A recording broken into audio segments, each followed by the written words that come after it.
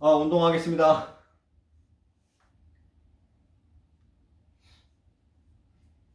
CNN. View, but I'm quite optimistic we will get a vaccine in that time frame. From classrooms to class on computers, friends to family only. Loss of routine can be hard on anyone, especially the young. But doctors at Children's Healthcare of Atlanta say it's important to be patient and understanding with your child. Everyone grieves the loss of normalcy differently and offer reassurance without dismissing or minimizing what they're sharing. From there, keep the dialogue open and focus on the things that can be controlled. While we don't know how long our lives will be impacted by the coronavirus, we can control how we react to it. Maintain at least one routine, whether it's going to bed at the same time or playing outside. That can bring a sense of comfort. Connect with friends and family over the phone or computer. Practice healthy habits and be a good role model. Sharing your own feelings and ways of coping can help.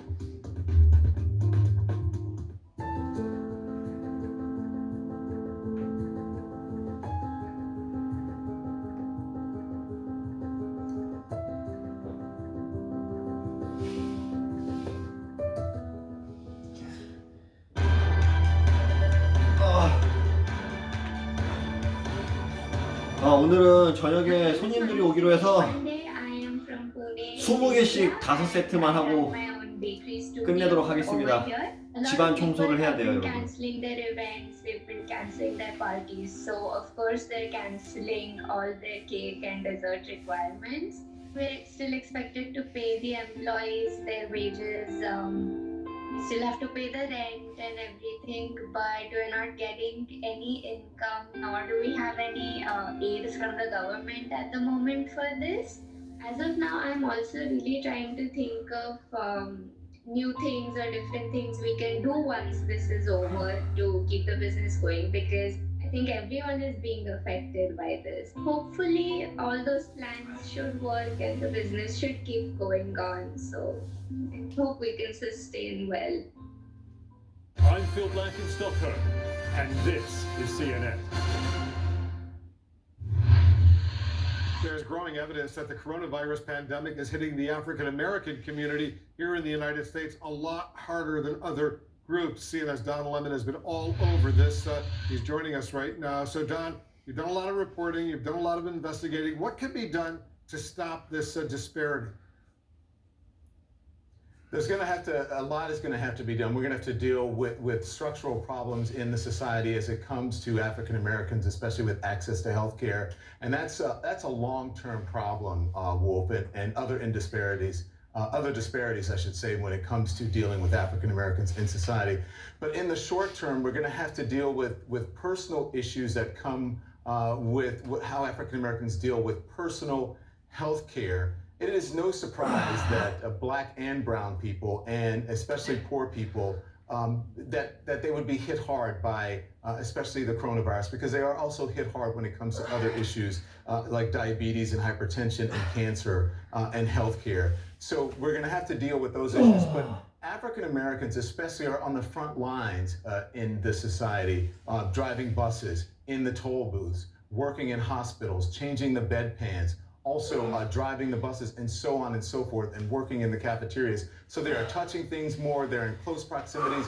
They also live, or we, I should say, also live tend to live in cities, right, which are much more dense. So, and taking the subways, taking transportation, mass transportation, coming in contact with more people all the time. So it is no surprise that African Americans are more vulnerable to COVID-19, but the surprise is that almost 60% of the people who are dying from COVID-19 are African Americans. That is shocking, Wolf. It certainly is, and I'm really happy to hear you're working on a second special on this very sensitive and important issue as well. That's going to air when? It's going to air May 15th, 10 p.m. It's going to be Van Jones and me, and we're going to continue our Color of COVID special that really got a great response when we did it just a couple of weeks ago. We're going to have some big names who are going to help us out with this, but also we're going to talk about changes that we can make in our society and what people can do to save their lives. The first one was terrific, and I'm looking forward to this next one as well. I'll see you later tonight, 10 p.m. Eastern. Is that right? No, tonight, this is my only day off this week, Wolf, so I'm going to take advantage of that. We're going to do the special with Anderson and Sanjay, and then Chris will be in for me tonight, and I'll see you tomorrow night. I'll see you then. Thanks so much, Don Lemon, reporting for us. We have more news just ahead.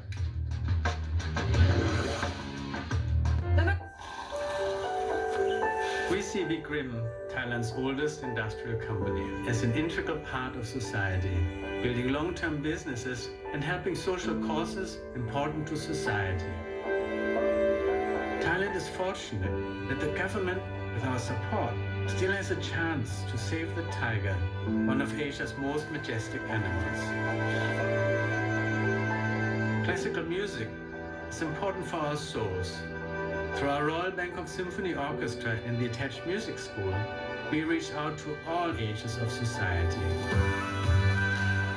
In horse sport, we can completely forget ourselves and be one with our horse.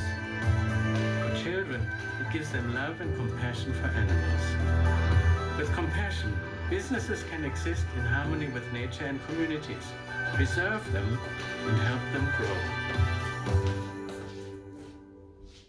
After the pandemic, a new normal, experts weigh its impact on geopolitics and the global economy. Plus, a look at how our everyday lives will change. The post-COVID-19 world, a Fareed Zakaria GPS special, Sunday on CNN. Coronavirus is affecting an entire country, the world. Are we ready? In the beginning of outbreaks like this, nobody knows what's happening. We're determined to keep reporting the story. Because that seems to be what worries the Americans. Because we're ready for it. These are the moments where our humanity really does shine through. That's the hardest part. It's heart-wrenching. Dr. Sanjay Gupta, CNN.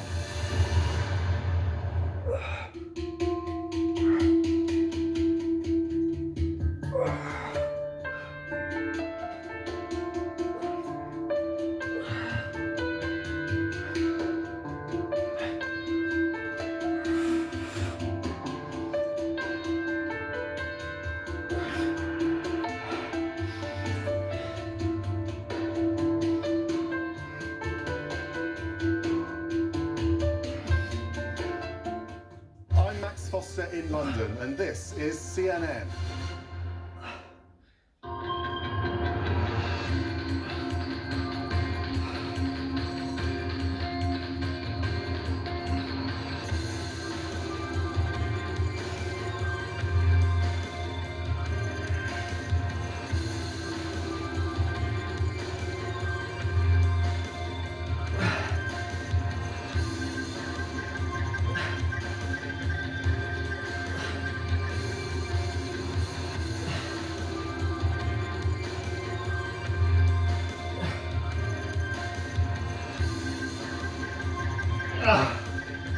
Oh.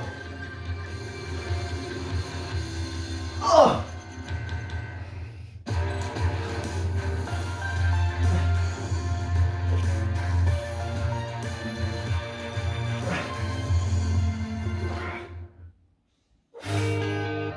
Opera houses, theatres and ballet schools all closed.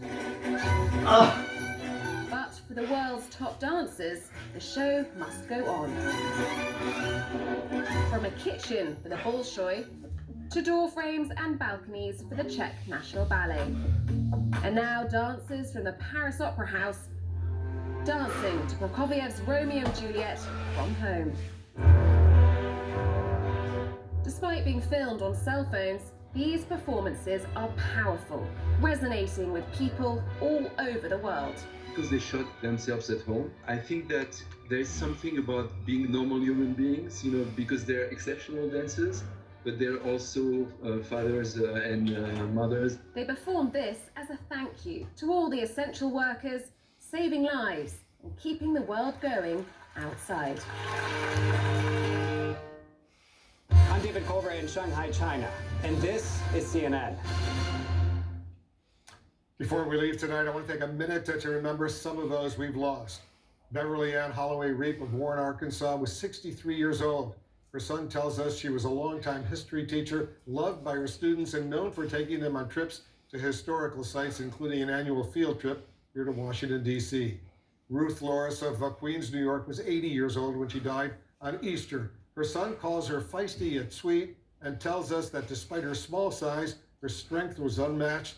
To all those mourning tonight, may your loved ones rest in peace, and may their memories be a blessing. Aaron Burnett Up Front starts right now. 어우 더워. Thank you, Wolf. Out front next, breaking news. New cases climbing in nearly half of U.S. states. 20개 한 번만 더 하고 President's 끝내겠습니다. personal valet tests positive for the virus. Trump is sidelining medical experts in the fight against the pandemic. Plus, the U.S. bracing for what could be the worst jobs report in history. One top investor says it could take up to 12 years for the U.S. economy to return to pre-pandemic levels. And a stunning reversal tonight after 2 guilty pleas. The Justice Department drops its criminal case against Trump's former national security advisor, Michael Flynn. Why? Let's go out front. And good evening. I'm Aaron Burnett. Out front tonight, the breaking news. The death toll in the United States from coronavirus now at 75,000, up more than 2,000 from this time yesterday. And it is more than what the White House had projected we'd have by August 4th, which, of course, is more than 3 months from now. The number of confirmed cases tonight, 1.2 million. These stunning numbers come as the Trump administration is sidelining its public health